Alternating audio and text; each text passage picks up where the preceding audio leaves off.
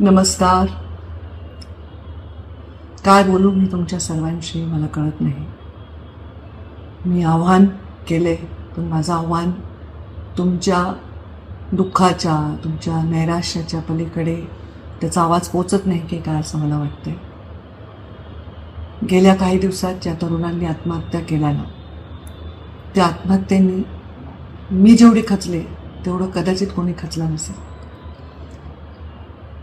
मी अहमदपूरमधल्या त्या तरुणाच्या आईला बोलले ज्या दिवशी घटना घडली.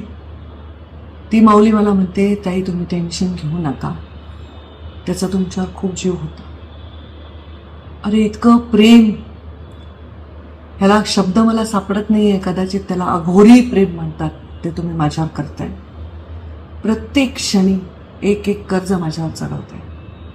तुम्ही मला पाहिलंय गेल्या 20-22 वर्षात.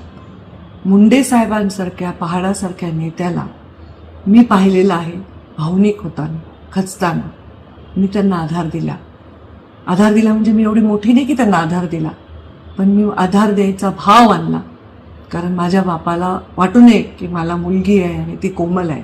नाही बाबा, मी खूप कठीण आहे, मी खूप कर्मठ आहे, मी तुमच्यासाठी लढायला मागे पुढे पाहणार नाही. जेव्हा मुंडे साहेब वारले, आठवा तो दिवस 4 जूनचा, दगडं पडत होते सगळ्यांच्या डोक्यावर, पण मी धावत जाऊन माईक हातात घेतला. जीवाची पर्वा केली नाही, कोणाच्याही विषय विचार नाही केला. विचार केला तो समाज चेंगरेल, अनेक जीव जातील ह्याचा विचार केला. तेव्हा मी मुंडे साहेबांची शपथ तुम्हाला दिली, ती तुम्ही पाळली. आता हे जे झालं ते तुमच्या जीवाला फार लागलेलं आहे.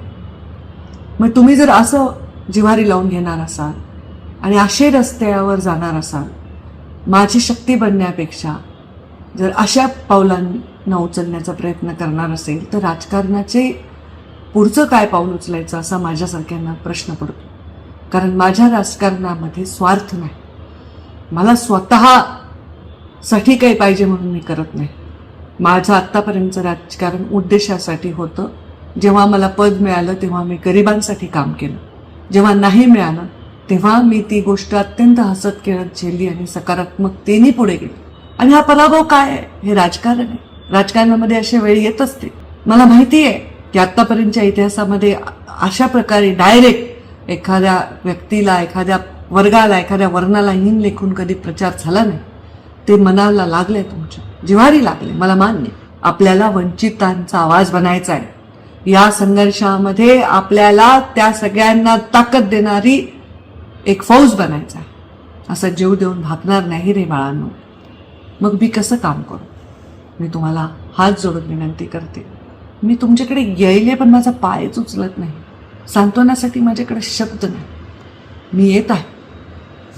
कृपा करून, माझी शपथ आहे तुम्हाला, मी साहेबांची शपथ घालून पाहिली, पण माझी शपथ आहे तुम्हाला, स्वतःच्या जीवाला काहीही करून घेऊ नका.